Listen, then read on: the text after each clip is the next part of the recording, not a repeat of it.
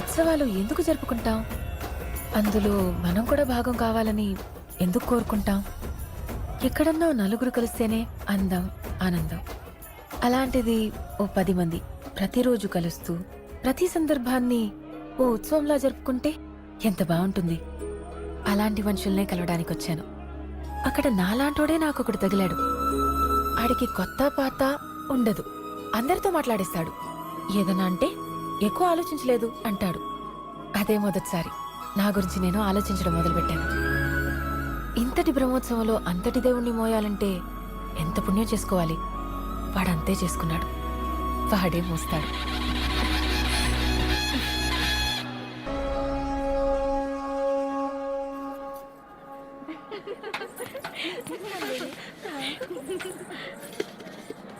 అనయ్య సరదాగా ఉప్పే చూడబోయా వెరైటీ లక్ష్మి గారు అంటే ఎవరమ్మా? అబ్బా చూసావా, పనోళ్ళలో ఉండకుండా మనోళ్ళు ఉండమని చెప్పారు. అందుకే సార్ లక్ష్మి గారు ఉన్నారండి? ఇంటి నిండా లక్ష్మిలేనయ్యా. ఏ లక్ష్మి కావాలి నీకు? నా భార్య పేరు సుశీల లక్ష్మి. పెద్దగా మాట్లాడు. మా మూడో అనయ్య సిన్సియారిటీ ఎక్కువ. వదిన పేరు వరలక్ష్మి, చలాకీతనం ఎక్కువ. మా రెండో అనయ్య వదిన పేరు భూలక్ష్మి, ఓపిక ఎక్కువ. మా అందరికన్నా పెద్దనే ఉన్నాడు, ఇక్కడ లేడులే.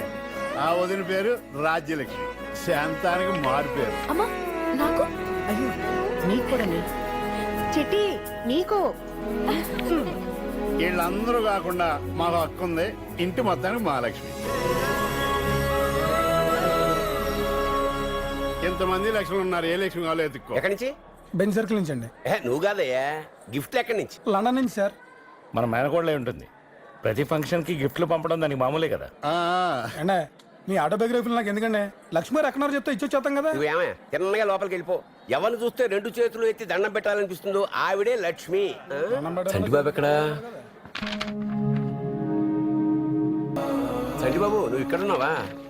నీకోసం కిందంతా వెతుకుతున్నాను రా. రే రారా, ముహూర్తానికి టైం అవుతుంది. రే ముందు నన్ను చెప్పనివ్వరా. ఏదో ఒక రోజు ఈ సిటీలో ఉన్న ఇళ్లన్నీ మన ఫ్యాక్టరీ పెయింట్స్ తోనే నిండిపోవాలి. కేవలం ఆ గోడలే కాదు, వాళ్ళ మనసులు, వాళ్ళ జీవితాలు అన్ని రంగులతో నిండిపోవాలి. అదెంత పని రాను తెలుసుకుంటే నా కూతురు మీద 4 అక్షింతలు ఎద్దు గాని రారా. పద. అమ్మా లక్ష్మి గారు అంటే ఎవరమ్మా? తెలీదండి. లక్ష్మి గారు అంటే మీరేనమ్మా? నేను కాదు. అండి మీకు దండం పెడతాను. ఇక్కడ ఎవరో చూస్తే దండం పెట్టబుద్దాను కదా, వాళ్ళు ఎవరో చెప్పండి. అయితే నాకే పెట్టు. ఎరా ఇంకా నువ్వు వెళ్ళదా? లేదండి, దగ్గర నుంచి ఎవరో చెప్పట్లేదు, ఏడిపించేస్తున్నారు. రే ఈ ఇంటికి ఎక్కడి నుంచి ఏదొచ్చినా అది ఎవరికి చేరాలో వారికే చేరుతుంది. ఈ నిజం తెలియక దాని నుంచి చదిరిగేస్తున్నాను బాబు నేను. నువ్వేంటయా ఈ విషయం తెలియకే ఈ ఏళ్ళకి తరబడి కొంతమంది కొట్టుకుంటూనే ఉన్నారు.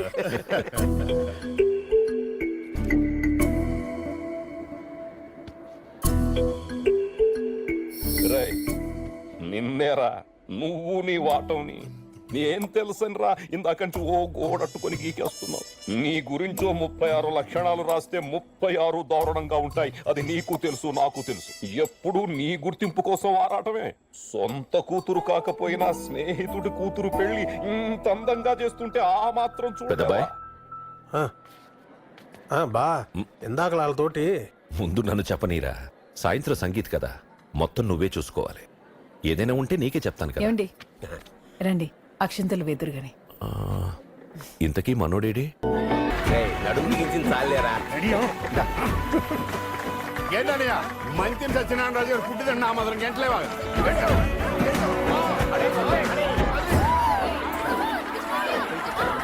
బాబు జాగ్రత్త.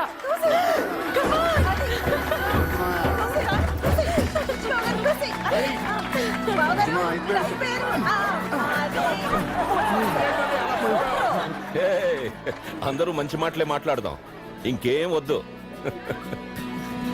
ఒక్క మంచి మాట. సినిమా ఇదిగో పులిమా అమ్మా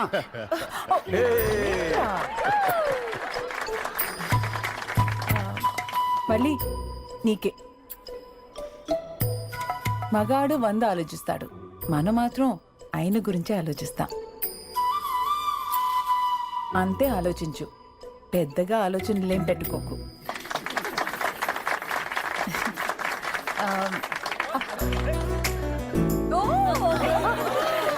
లే అక్క, లే.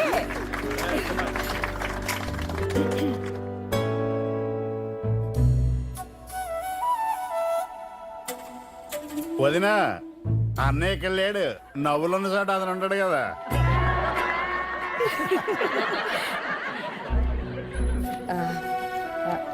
అమ్మాయి, ఆడపిల్లన్నాక ఏదో ఒక రోజు గడప తాటకు తప్పదు. పుట్టింట్లో మాట పడదు, అత్తింట్లో బయటపడదు. ఏ ఇంట్లో అన్నా నడకే నేర్పిస్తారమ్మాయి.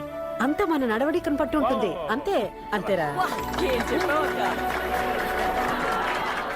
ఓ మంచి మాట చెప్పమంటే తృప్తి వల్ల ఓ సంతోషం, వినడం వల్ల ఓ ప్రసన్నత, ఇవ్వడం వల్ల ఓ ప్రేమ. ఈ మూడు కలిపితే వీడు.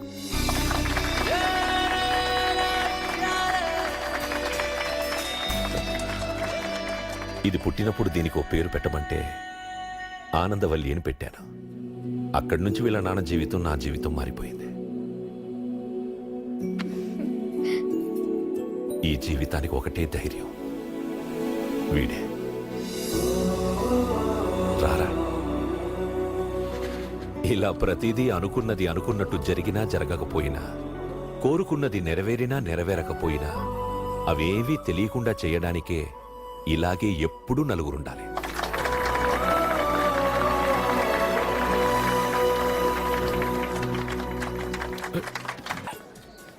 ఏమండో పెద్ద ఆయన బామ్మర్ని చూసారా, ఎంత సిన్సారా? పని అంటే ప్రాణం. సిన్సిరా అక్కడిది గుట్ట ఎలా బిల్డప్. రేయ్, నీ కంటికి మేము మనుషులో కాపాడతలేదట్రా? ఎదమ్మా మాట నువ్వుని, లేకపోతే నువ్వు కూడా ఆయనలాగా ఏదో బిల్డప్. ఏటన్నా ఎలా చూస్తున్నావు? నేనేం కాని మాట అన్నానా?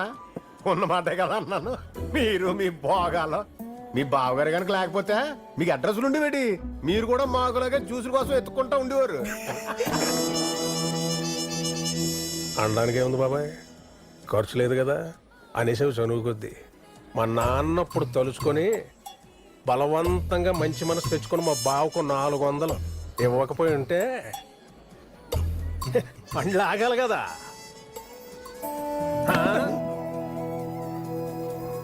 ఫీల్ అయ్యారు అలాగే.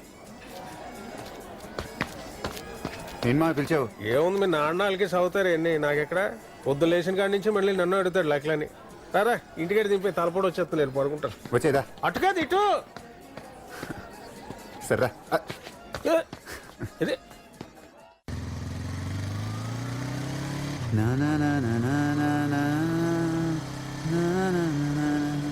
రేయ్, ఆ మొహం వెంట అలా పెట్టుకుని కూర్చున్నావు. చూడాన్ని ఎంత సంతోషంగా ఉన్నాడు. నీ మొత్తం 50 సంవత్సరాల జీవితంలో ఏనాడైనా ఇంత సంతోషంగా ఉన్నావా?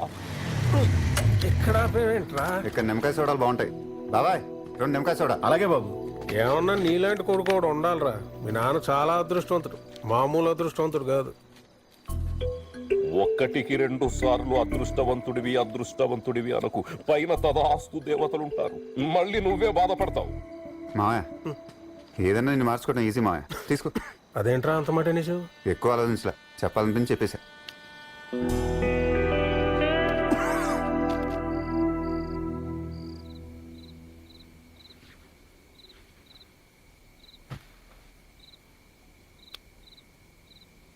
ఏమైంది చెప్పండి. నీ సొమ్మేం పోయింది? నువ్వు అడిగేస్తావు, కాలక్షేపానికి సునాయాసంగా అడిగేస్తావు. ఎవడు కొనదు? ఇక్కడ వస్తువు తీసి అక్కడ పెడతన్నా నలుగురు చూస్తున్నారా లేదా? అదేమన్నా తప్ప కోరుకుంటే? ఎన్ని వద్దు, తెగదంపులు చేసుకొని బయటికి పోదాం, మన బతుకు మనం బతుకుదాం అంటే ఆయనే తీసుకొచ్చాడు, అన్ని ఆయనే చేసాడు, దుప్పటి ఇచ్చాడు, తలగడ ఇచ్చాడు అని ఈ ఒకటి. అలాంటప్పుడు ఉండిపోవచ్చు కదా. పొయ్యి కాలం ఏంటి నువ్వు అంటావు? సరే అలాగే అనుకుంటే ఆ పెద్ద మనిషికి ఏదన్నా మంచి జరుగుతుంటే నాకు అసూయ. అలా ఎందుకు అనిపించిందండి? నీకు ఇచ్చెప్పడమే ఎక్కువ అనుకుంటే అలా ఎందుకు అనిపించిందండి అంటే? అయ్య బాబోయ్, ఊరుకోండి ఒక మాట ఎక్కువ చెప్పినా కోపం వచ్చేలా ఉంది. దీనికి మంది ఎక్కడ దొరుకుతుందబ్బా? ఆ, దొరికిందండోయ్. ఏమండి అటు చూడండి. ఆ ఫోటోలో హనుమంతుడు ఎక్కడున్నాడు? రాముల వారి పాదాల దగ్గర. అంత మాత్రాన హనుమంతుడు పూజలు చేయడం మానేసావా? గుళ్ళు కట్టడం మానేసావా? అందరినీ ఆయన దేవుడి కిందే కొలుస్తున్నారుగా. చూడండి, మీరెప్పుడు హనుమంతుడే, ఆయన ఎప్పుడు శ్రీరామచంద్రుడే. ఏంటి ఎక్కలేదా? పోను పని చేద్దామా? మన అమ్మాయిని వాళ్ళ అబ్బాయికి ఇచ్చేసేద్దాం. అప్పుడు అంతా మందే, అంతా మన అమ్మాయిదే. అలా అనుకున్నా ఈ బుర్రలో ఇరుక్కున్నవన్నీ పోతాయి. ఏమంటారు? సరేనా?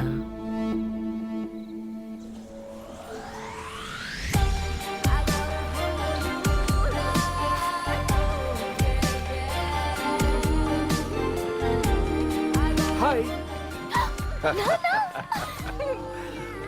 ఒక నాన్నున్నాడు, ఎదురు చూస్తూ ఉంటాడు, ఇక్కడికి వస్తాడు అని ఏమీ లేదు. బయలుదేరే ముందు రావాలా వద్దా అని ఆలోచించాను. వచ్చిన తర్వాత అసలు ఎందుకు వచ్చానో అని ఆలోచిస్తున్నాను. నిన్ను చూసిన తర్వాత నువ్వు రావడం ఓకేనా? నేను ఒక్కదాన్ని చక్కగా నా గురించి నేను ఆలోచించుకుంటూ వెళ్తే బాగున్ను. ఇదిగో ఇలా ఆలోచిస్తున్నాను. నువ్వు పేరుకే కాశీ అన్నపూర్ణవి.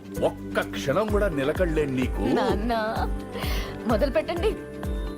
అబ్బాయి 6 అడుగులున్నాడు, 6 దాటితే ఇంట్లోనే ఉంటాడు, మన క్యాస్టే. ఇలా ఏదో ఒకటి చెప్తుంటావు కదా. చెప్పు నాన్న, విని చాలా రోజులైంది. వచ్చాక ఎలాగూ నీ పెళ్లి ఊసెత్తుతానని ముందే మొదలు పెట్టేశావా? మారండి నాన్న. ఈ పెళ్లిళ్ళు, ఈ రిలేషన్స్ ఏనా? ఇంకా చాలా చదవాలి, చాలా చూడాలి. Okay okay.